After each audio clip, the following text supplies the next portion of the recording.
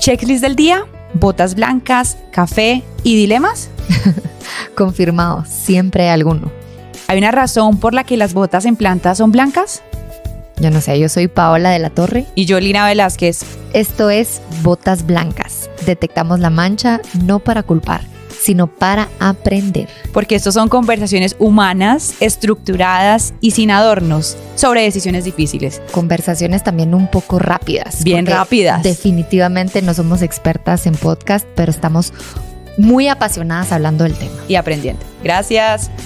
Hoy vamos a hablar de un tema que la verdad es que parece sencillo y yo creo que la gente se lo toma muy a la ligera, pero es fundamental en el mundo corporativo y con eso estamos dando inicio a este podcast en donde vamos a hablar de dilemas éticos en los negocios, que mucho tiene que ver con compliance, por supuesto, visto de una perspectiva grande y lo vamos a ir explicando poco a poco, pero los dilemas éticos en las organizaciones son variables. Los conflictos de interés creo que es el denominador común, no importa a qué se dedique una organización en realidad. Entonces vamos a arrancar con un tema disque sencillo, pero es fundamental y son los conflictos de interés. Entonces damos inicio, yo soy Paola y... Yo soy Lina y esto lo pensamos, lo trabajamos y aquí estamos hablando de dilemas éticos en los negocios. Qué bueno estar contigo. Yo complace. soy fan de tu perspectiva, del comportamiento, de todo lo que nos puedas decir, pero la verdad es que tengo que hacer una salvedad y es que hoy estoy muy maquillada. Ella siempre está impecable, debo decirlo, aquí la que no está impecable soy yo. Así no me van a encontrar siempre. Venimos de un evento. De dar charlas en temas de compliance y ética corporativa, así que estamos un poquito más arregladas de lo normal. Vamos a hacer este podcast más relajado, pero es hablar conversaciones honestas, sinceramente. Quiero empezar con un caso, digamos, para ponerlo sobre la mesa y sobre ahí podemos platicar, Lina, y es el caso de, bueno, la verdad es que para quienes no han escuchado a la compañía es Infosys. Yo no sé si lo estoy diciendo bien. Infosys. Puede ser. Estamos hablando de una de las mayores compañías de tecnología de información del mundo. En India, el país más poblado del mundo. Sí. Correcto. Y tiene sede en India y presencia global. Es decir, los encontramos por todos lados, pero digamos que su casa matriz es en India. En octubre del 2022, la empresa anunció que había despedido alrededor de 300 empleados, pero por una misma razón. Digamos que los recortes corporativos, uno dice, pues no es nada raro. La normalidad. Pero esto es noticia porque recortan 300 personas por una misma causa o una misma mala práctica, podría decir yo. ¿Y cómo podría ser? Si estamos hablando de conflictos de interés, ¿cómo se puede materializar 300 conflictos de interés al mismo tiempo, verdad? Entonces, el término que usaron esta compañía fue moonlighting. Y así se le denomina ahora este tema, para quienes no sabían. Los gringos haciendo palabras interesantes. Correcto. Para que las podamos usar los latinoamericanos. Pero hablemos de moonlighting, ¿de acuerdo? Moonlighting, que literalmente significa trabajar bajo la luz de la luna. Es decir, tener un segundo trabajo o actividad paralela mientras se mantiene un empleado formal a tiempo completo. Que ahí déjame decirte algo porque es interesante, porque el concepto de moonlighting básicamente se refiere a que si uno tiene un trabajo paralelo lo hace en las horas de la noche, ¿no? Uno entendería al menos al principio que técnicamente no estaría interfiriendo en su trabajo, ¿no? Para que vayamos problematizando el asunto, pero interesante. Sí, totalmente. De hecho, viene de ahí el nombre, pero creo que vamos a entrar en detalle cómo es que ni siquiera lo hacen en la noche. Sino que en verdad lo hacen incluso en las horas de trabajo. Pero, ¿qué más? ¿Qué más de Infosys? Definió públicamente el moonlighting como una forma de engaño, ¿cierto? Y así lo pone. Simple and plain, this is cheating, o sea, traición. Así es. Entonces argumentan que algunos lo hacían fuera de su horario laboral y eso representaba una falta de lealtad y un riesgo, que debo decir que es importante hablar del riesgo de confidencialidad y uso de la información. De acuerdo. Entonces, lo interesante es que este caso destacó una discusión mundial, que es lo que voy a poner sobre la mesa y podemos discutir, pero básicamente es ¿dónde termina el tiempo de la empresa y dónde empieza la libertad personal? Excelente pregunta. Y al final yo creo que, a ver, ¿hasta qué punto un profesional puede usar sus conocimientos técnicos fuera de la organización? ¿Sí? Yo voy adquiriendo, digamos, conocimientos de lo que voy haciendo en la organización que me están pagando para, ¿sí? Lo estoy obteniendo de ese recurso que es mi empleo. Puedo usar esa información que yo estoy obteniendo en otro lado saliéndome del horario laboral. Digamos, pongámoslo bien formal, digamos, termino de trabajar a las 5 y a partir de las 6 yo hago algo con mi know-how que obtengo en mi empresa, pero que lucro personalmente. De acuerdo. Básicamente ese es el gran dilema. Entonces... Y es un dilema, porque justamente estamos hablando de una cosa que es demasiado gris, ¿no? Paola, y creo que cuando hablamos de dilemas éticos en los negocios hablamos sobre todo de grises. Y hablar de que los dilemas éticos realmente son cuestiones grises es porque muchas veces estos dilemas no se tratan de elecciones de tipo correcto o versus incorrecto. Esos son más como decisiones del tipo de orden de elección moral, ¿no? Sí. Pero cuando hablamos de dilemas éticos estamos refiriéndonos a elecciones donde hablamos de correcto versus correcto o incorrecto versus incorrecto. Y ahí es donde yo creo que este podcast y estos temas tienen sentido y es donde reside, digamos, como el valor de estas cosas. Y es interesante porque cuando uno habla de estos trabajos paralelos, a mí, yo no puedo evitar pensar en la serie, una de las series que más me gusta, que es Severance, una serie que es, creo que es hoy por hoy la que le está dando los grandes rendimientos a Apple, es como la serie. Para ti, yo nunca la había visto. Es increíble. Ni oído. Hay que verla. Bueno, pero es yo soy alguien que no ve televisión. Ok. Esa serie es increíble porque esa serie aborda el tema desde cómo separar la persona, digamos, colaborador o el trabajador de su persona, digamos, de la vida real, sí. ¿No? Esa serie plantea un dilema que para mí es en esencia un dilema que hoy por hoy experimentan las organizaciones y es, ¿realmente podemos tener colaboradores que se desconecten, que literalmente se cercenen de su parte familiar o personal? Yo creo que creerlo es ingenuo. Sí, pues, pero una cosa es desconectarte del trabajo y otra es trabajar en otra cosa después del trabajo. Claro. A lo que voy yo es que es imposible pensar un poco como sobre la pregunta de debate que tú estabas poniendo, es que es imposible pensar que la gente sale de su trabajo y deja de pensar en su trabajo. O sea, que no se va a llevar su know-how y no se va a llevar sus cosas. Sí, no lo va a dejar en una cajita ahí. Lo engaveto y salí del trabajo 5 de la tarde y soy una nueva persona. Sí. Yo me llamo Lina Marcela, entonces en las tardes soy Marcela y por las mañanas soy Lina.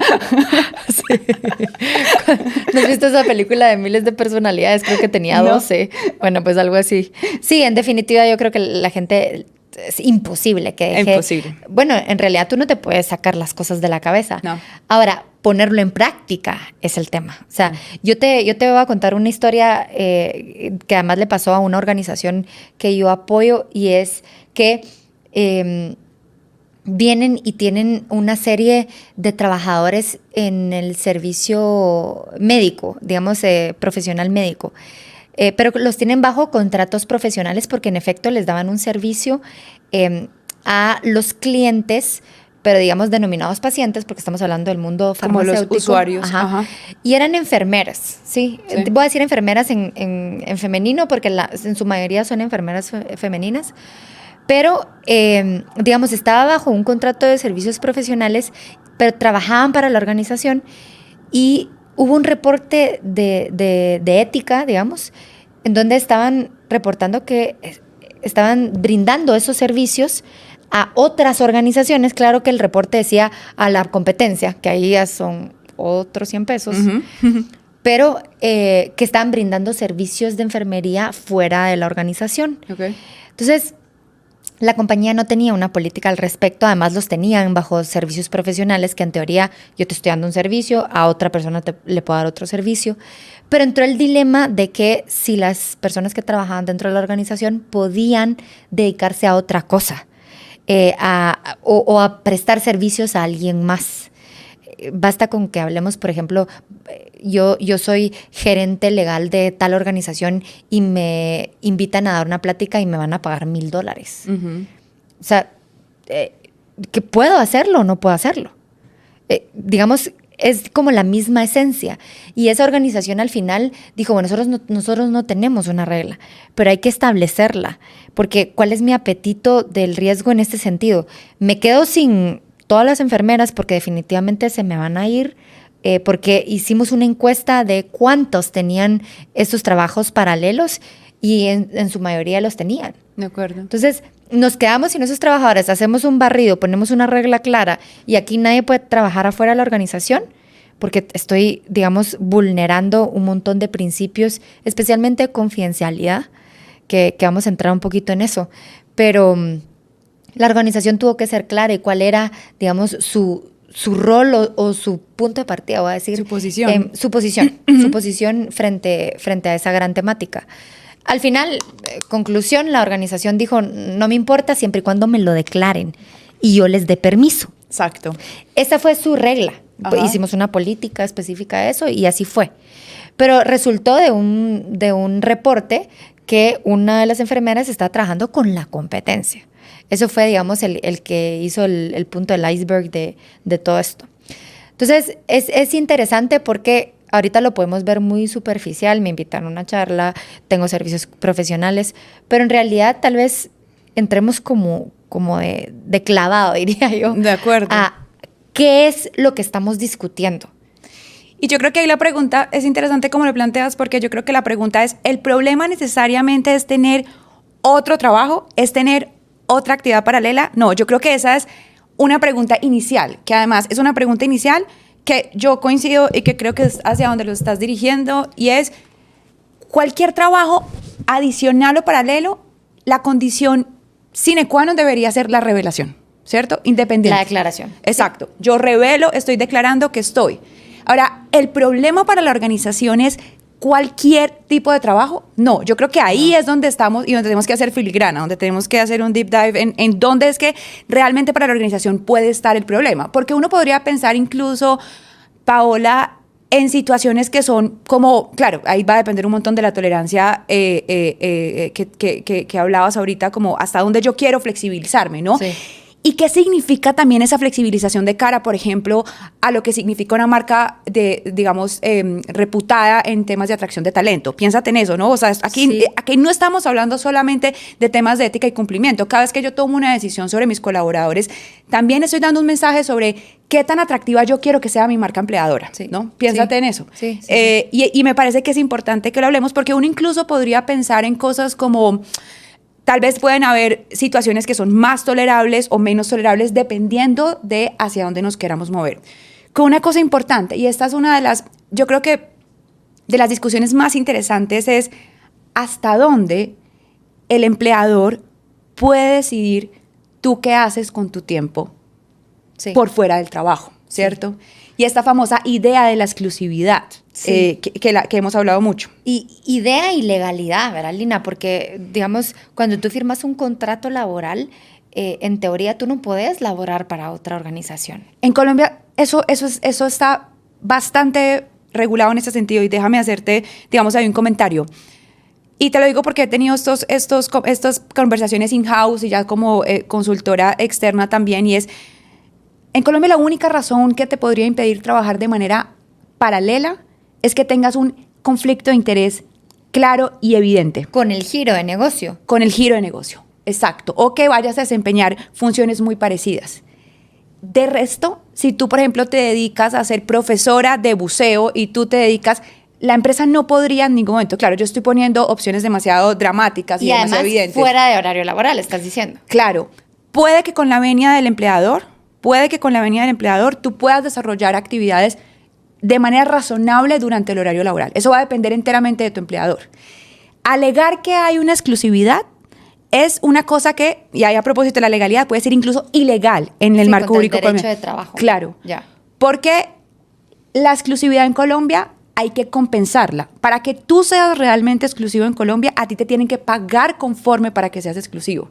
La mayoría de los contratos no son de exclusividad. Entonces ahí se plantea, digamos, un debate, incluso si empezamos por lo de abajo, por qué es legal o qué no es legal, empezamos también un debate interesante sobre hasta dónde yo tengo, digamos, como control sobre mis trabajadores. Sí, y digamos, lo estamos viendo de un nivel bien sofisticado digo a nivel profesional, pero yo estaba pensando si tú vas a una organización, no sé en Colombia, Lina, pero Sí. tú vas a cualquier organización aquí en Guate por lo menos, y la de al lado te está vendiendo pachones, la de allá te está vendiendo por catálogo temas de belleza. Sí, sí.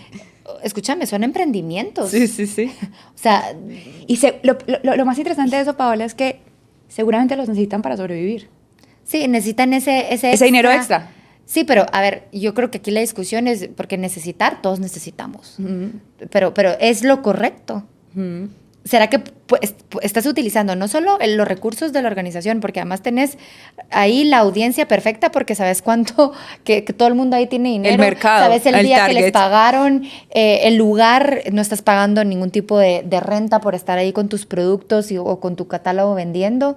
O sea, te estás aprovechando, digamos, de un montón de cosas de la organización sin ser remunerado la organización por lo que estás generando. Ni siquiera sé si la organización quisiera estar remunerado por los pachones y las cosas, pero a lo que voy es, y creo que voy a regresar un poco a lo que tú dijiste y la anécdota que puse, y es la declaración. Si yo digo, hola, ¿será que puedo vender pachones? Y me dan el permiso, claro está que podríamos hacerlo. Pero el tema es que hay muchos profesionales en el mundo corporativo, y aquí lo vimos en el caso, que hacen caso omiso a los riesgos que hay atrás de tomar esas decisiones sin la debida autorización, voy a decir. Porque si no querés estar bajo un esquema de autorizaciones, entonces no trabajes para alguien. No, claro. Entonces no entres en un No contrato estás subordinado. laboral. Exacto. Sí, Exacto. definitivamente. Pero la declaración es fundamental, y yo creo que el dilema acá de la lealtad que una organización solicita versus esa autonomía y libertad personal es uno de los temas clave, y que hace mucho referencia a la película, ¿o qué serie era? Severance, ajá, serie. La serie que decías. Pero Vamos por la tercera temporada, Paola. Pero, Hay tiempo Lina, de recuperarse. Lina, protección del conocimiento versus mi libertad profesional. Ajá. O sea, sinceramente, ¿hasta qué punto la organización es dueña de mi know-how? Aunque te paguen exclusividad. Incluso, ¿no? Buen debate. Y yo te propongo algo. Pensemos en esto, en qué definitivamente no es un problema ético. Y yo coincido, cuando hay uso de información confidencial, a mí me parece que eso ya deja de ser un problema ético, es una ilegalidad. Es decir, estoy utilizando la información confidencial de mi empresa y la estoy usando para fines que no son los autorizados y que no le van a producir un beneficio a la empresa, sino que es un beneficio personal. Sí. Yo ahí veo una ilegalidad, incluso, Sí. digamos, una violación a las disposiciones contractuales que Sí. tú firmaste con tu empleador. Cuando yo creo que sí hay un dilema, Paola, cuando la libertad, claro, el empleador quiere afectar mi libertad y la actividad que yo voy a desempeñar, no afecta tiene mi nada que ver. desempeño. Ah, bueno. No afecta mi desempeño, porque claro, yo, por ejemplo, tiendo a ser un poco más flexible Pero con el tiempo, planteamiento. ¿y eso cómo lo puedes medir?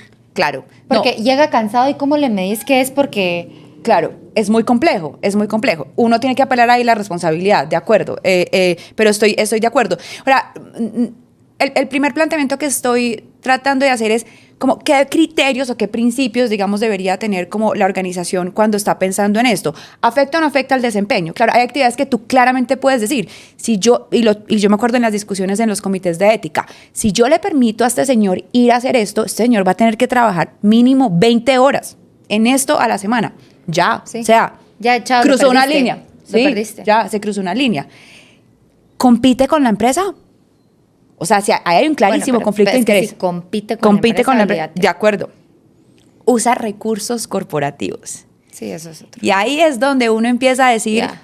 la propiedad intelectual de la empresa, las metodologías y el buenísimo y muy interesante know-how. ¿Dónde se acaba el know-how de la empresa? ¿Dónde empieza mi know-how? ¿No? Y ahí es donde son las tensiones más interesantes de esto, porque tú planteabas lo que estamos planteando como el centro de este dilema. Lealtad, ¿cierto? Sí. Hacia la empresa, confidencialidad Sí. versus autonomía y libertad del colaborador. Sí. Ahí hay un dilema. Sí. Hay valores en tensión. Y niveles, porque yo también, tú hablabas de ser atractivos como organización. Claro. Más en este mundo en donde la gente hace millones en redes sociales. Tú ni te estás enterando y esa persona ya tiene un producto en redes sociales. No te enteras hasta que seguramente van a renunciar a tu organización porque les va mejor afuera. No, pues. Pero sinceramente es tiempo que seguramente lo utilizan dentro de la organización. Y estoy hablando de niveles porque obviamente hay niveles operativos en donde físicamente tienen que estar haciendo las cosas y tú decís, ¿a qué hora yo le puedo dar una autorización a este personaje que tenga yo qué sé, cualquier producto en redes sociales? Porque igualmente le va a tener que estar dando seguimiento y dejar de hacer lo operativo versus un corporate. Imagínate si le pones a eso el picante, que se me acaba de ocurrir cuando decías eso, de reputación. ¿Qué tal si él termina haciendo una cosa terrible? Sí. Y de repente alguien sabe que trabaja en tu corporación. Nosotros una vez tuvimos un debate interno sobre una persona que era webcamer. Ajá. Pero al mismo tiempo tenía su logo en otra red profesional. Había gente que fácilmente podía vincular eso. Sí, claro. Ser webcamer en Colombia no es ilegal. Yeah. Pero ¿qué significa eso de cara al logo de tu empresa pegado a una persona? Debate para quedarnos horas aquí. Explícale al público qué es webcamer. Okay. Por es favor. una actividad bastante lucrativa que además en Colombia tenemos una buena industria. Es una actividad, básicamente son personas o mujeres en su mayoría, creo yo, que se dedican a exhibirse tal vez con comportamientos sexuales a través de una cámara para un cliente que puede estar en el otro lado del mundo. Sí. Por ejemplo, Japón. ¿Cierto? Y les pagan bien. No, pero No, bien ya es sé, poquito. Son millonarios. Sí, son millonarias. De hecho, los valores es muy interesante porque hoy, por ejemplo, muchas personas y jóvenes en Colombia no aspiran sino a ser webcamer. Porque es que es dinero muy fácil, muy rápido. Sí, sí, sí. Y te voy a decir una cosa, universidades de webcamer en Medellín. No puede O ser. sea, no, esto No es la profesionalización del webcamer. O sea, y esas universidades que están fiscalizadas son legales. No Hubo creo. un tiempo, la actividad no es ilegal, pero hubo un tiempo donde eso carecía de regulación. De hecho, recuerdo cuando estaba trabajando en temas de lavado de activos, que era todo un lío, porque técnicamente en Colombia la prostitución, si eso se le pudiera llamar prostitución, no, porque es la primera pregunta. Sí. La prostitución en Sí, Colombia... pero tú dijiste la profesionalización de eso. Claro, Pues no, pero es uno nada puede más- ser profesional, uno puede ser profesional en no es esos nada temas. más que eso.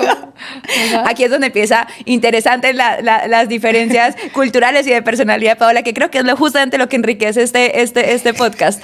Pero básicamente la tensión que teníamos era lo que es ilegal en Colombia es el proxenetismo. Eso podría ser un delito subyacente de lavado de activos, pero no la prostitución. Pero, claro, qué tan moral es la actividad es otro cuestionamiento. Va, pero imagínate, es tu corporate de marketing en tu organización y es webcamer. No, pues. No difícil. compite. No compite. No compite. No compite Técnicamente con, no compite. con tu giro de negocio. Sí, No compite total. con tu giro de negocio. Está haciendo una actividad que va en contra de tu compliance. Digamos, es la pregunta número 1. Tal vez de tus valores. Sí, tu Puede ser tus valores compliance, organizacionales. corporate compliance, entendiéndose que ética, digamos, entre ahí. Está ahí, ok. Primero, eso, que la actividad que haga, digamos, va alineado a tus valores. De acuerdo. 2, lo declaró y le dieron autorización, porque aquí somos medio liberales, y entonces le di autorización para que hiciera eso, porque la verdad no compite ni con tiempo, ni espacio, know-how tampoco. Ujú. O sea, estoy quitando todos los conceptos que habíamos dicho que eran importantes. Confidencialidad, nada. Ujú. O sea, entonces, la dejo. Yo te diría que mi criterio ahí me parece una decisión muy difícil. Pero yo te diría que mi criterio ahí es esta persona qué tan expuesta y qué tanto puede ser vinculada con la marca. Ajá, vas a medir el impacto. Claro, el impacto Pero el reputacional, porque impacto- lo que yo veo es un impacto reputacional. Yo Pero creo que nos escúchame, salimos del conflicto de interés. Y además el impacto, sí, nos estamos saliendo del conflicto de interés, pero es que al final los conflictos de interés lo que tratan al declararlos es evitar la materialización de Claro. temas de confidencialidad, de corrupción. Claro. O sea, porque cuando tú estás hablando de conflictos de interés, es una práctica que no es ni buena ni mala. No, es decir, yo tengo un conflicto de es interés. inherente a la naturaleza Sí. humana. O sea, yo no puedo evitar que mi hermano sea mi hermano. No, ya. Exacto. Y no puedes evitar que se dedique a lo que se dedique, ni modo Tal que, no te puedes dedicar a eso porque si no, algún día va a poder llegar a ser proveedor de mi empresa. No. Sí, de O sea, los conflictos de interés no son buenos ni malos, pero lo importante de que estemos hablando de conflictos de interés y empezamos con este lado, digamos, un poco, voy a decir, gris del conflicto de interés, Bastante. porque hay algunos más claros, lo que pretenden es mitigar lo que se puede convertir esa acción en. Claro. Eso creo yo que es lo importante acá. Entonces, cuando estamos hablando nos estamos saliendo del conflicto de interés, sí, porque estamos ya llegando a cuál sería la consecuencia. ¿Por qué yo quiero que no exista el conflicto de interés? Porque pueden haber consecuencias como el impacto reputacional que puede llegar a tener esa persona. Ponete que no sea webcamer. Sí. Es un ejemplo bastante dramático. Ajá, Sí. pero ponete que no sea eso y sea otra cosa que le quede mal a clientes. Y, pero este trabaja en esa empresa. ¿Qué tal si es tu comercial? ¿No? ¿Qué tal? Entonces ya no puede estar vendiendo por la calle con una libertad tremenda, con una reputación de la organización, porque tiene su propia reputación que está afectando a la organización. Claro. Entonces, yo no sé, tal vez, ¿cuál es la conclusión? Como que no dejo a nadie que haga nada excepto que trabaje para mí. Y si es legal, por ejemplo. Si es legal. Si están en un país en donde esto es legal, por supuesto. Sí. Y además que tienen que ser remuneradas, la exclusividad. Pero ¿será que aún, digamos, habiendo una posibilidad de dejarlos hacerlo, voy a decir, es evitable que no se convierta en una mala práctica, que no te explote una irregularidad? Yo ahí, Paola, creo que, o sea, mi concepción es una concepción, digamos, en estricto sentido de riesgo. Es imposible evitar el riesgo cero, ¿cierto? Sí. Y yo sí creo que tal vez ahí yo estoy como de un lado de la empresa tiene que garantizar las libertades individuales de la persona. Siempre que eso, claro, no vaya en contravía. Ahí es donde empieza, digamos, a ver esto. Porque además pasó algo muy interesante y creo que con esto podemos ponerle un picante final para ir cerrando este primer episodio súper interesante. Pero es, cuando uno habla de dilemas éticos, uno generalmente la pregunta que debería hacerse es, ¿para quién es el dilema? ¿No? Entonces, para la empresa hay un dilema. Para el colaborador hay un dilema. ¿Y qué tal si a eso le sumamos para el área de cumplimiento hay un dilema? Y te voy a poner esto también muy interesante. Incluso en organizaciones donde eso está regulado, suele suceder, y porque lo he visto, que normalmente lo que ocurre es que tendemos a ser más flexibles, más benevolentes, por ejemplo, con puestos de alta dirección. Porque fíjate que me interesa que la persona vaya y habla de eso porque eso significa posicionamiento para la empresa. Y además, viste lo que dije hoy, que es un liderazgo permisivo. Claro. Y el liderazgo permisivo solo se da en cierto nivel. Claro. Porque te vas poniendo más estricto en la medida que el puesto es más operativo. Exacto. A eso se le conoce técnicamente como injusticia organizacional. Y, Paola, está comprobado que la percepción de injusticia organizacional por parte de los colaboradores es rectificado con actos desleales. Ya. Injusticia, voy a decir corporativa. Que es la percepción. Ahora, importante, todo en cultura como se trata de una percepción. Dejan al gerente de marketing hacer eso? Claro. Y yo que estoy haciendo los envases del producto. Y que además sé de marketing, no me dejan hacer lo mismo que le están dejando hacer a este VP de marketing. Sí. Lo importante es que no haya doble moral en una misma organización. Es decir, o dejas a todos, rasero, claro. O dejas a todos hacer o tener otro ingreso, voy a decir. Exacto. Porque hay gente que lo puede llamar emprendimiento, otros tienen de verdad contratos cerrados, otros es una consultoría aislada, ¿sí? De diferentes tipos. Yo te juro, Lina, que ni siquiera nos dan la imaginación para pensar en la cantidad de productos que hay en Internet que la gente está creando. Completamente. Y que la organización ni siquiera tiene idea. Posibilidad de fiscalizarlo. No te voy a decir idea. Ni aunque tuviera la idea lo pudiera fiscalizar porque ni lo entiende, ni sabe por dónde va la onda, o sea, no sabe nada. Entonces, poner la regla de que cualquier remuneración extra afuera de esta organización se declara. Pero además, Paola, no solo la remuneración, es que puedes tener una actividad no remunerada que pueda generar conflicto de interés. ¿Cómo qué? Por ejemplo, ir a que me inviten a charlas sistemáticamente, me pueden remunerar cero y yo estar entregando información de metodologías de la empresa. Claro. ¿Ves?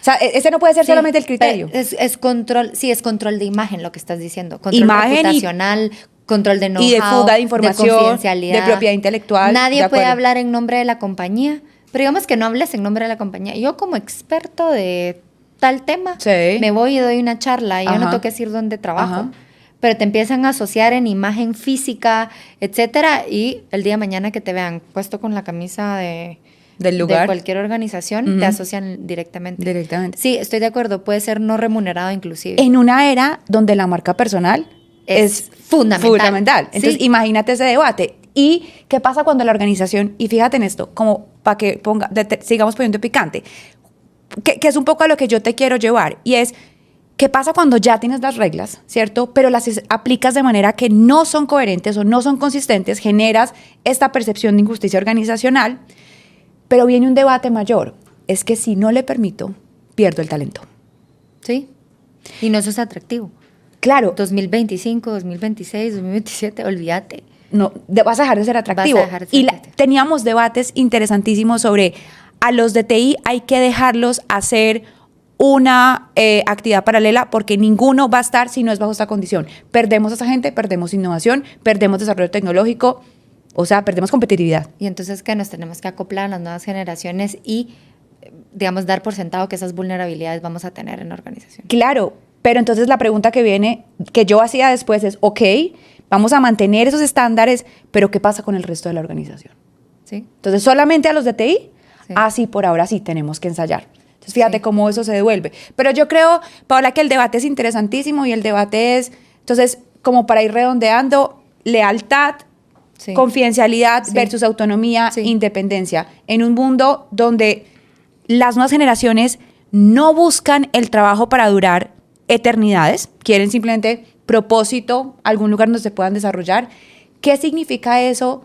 Y aquí la pregunta más grande incluso que ética pero es... y con eso vas a cerrar. Técnicamente... Nos podríamos quedar aquí para siempre, pero cerrar. Técnicamente, ¿qué significa eso? Si el problema incluso no les llamó la atención desde el punto de vista de ética, ¿qué significa eso para la competitividad y la marca empleadora de la organización? Sí. Me encanta. Sí, wow. Primer podcast. Es un gran Primer episodio. Primer episodio.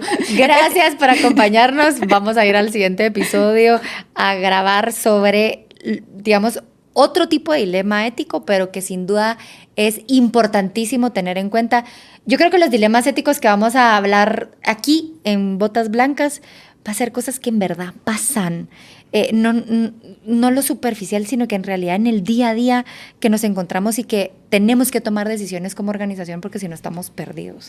Y esos dilemas que son difíciles, porque hay cosas que son irreductibles. Yo a veces digo, cuando veo dilemas éticos, yo no quisiera hacer esa organización. Sí. Tal vez no quisiera estar ahí, pero no, contrátennos para que les ayudemos. Gracias. Bueno, nos vemos en el próximo episodio. Adiós.